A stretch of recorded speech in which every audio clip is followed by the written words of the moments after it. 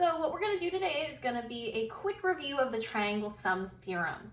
So we know that if we have a triangle, there are 3 angles inside of that triangle, right? So here we have our first one, which is angle X. That is this angle right here. They gave us that it is 32 degrees.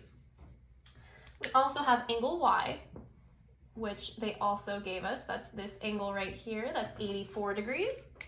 And we also have one more angle that we don't know the measure of. That would be angle Z. That's a question mark for right now. So what the triangle sum theorem says is that if we take the sums of all of these angles, they are going to add up to 180 degrees. So we know that if we take the measure of angle X and we add the measure of angle Y,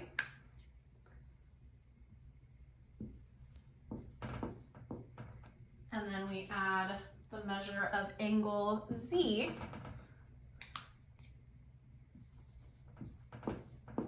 that in total that is going to come out to 180 degrees, because the inside of a triangle is always equal to 180 degrees. So from here, what we can do is we can just plug in what we know. So we know that the measure of angle X is 32 degrees. So we can say, all right, let's replace that with 32 degrees. Plus, what do we know the measure of angle Y is? It gave us that as well. It says it's 84 degrees, so we're going to replace it. Plus 84 degrees. Plus, the last one is the one that we don't know, right? We don't know what measure of angle Z is, so we're just going to leave it measure of angle Z. And we know in total, again, that this is equal to 180 degrees. All right, so now what we want to do is we want to combine any like terms that we can. So here we have 32 degrees and 84 degrees. If we add those together, what we're going to get is we're going to get 116 degrees. Plus, we still don't know what that measure of angle Z is, so we're just going to leave that. That's our unknown. And in total, that is equal to, again, the 180 degrees, because that's what our triangle sum theorem says.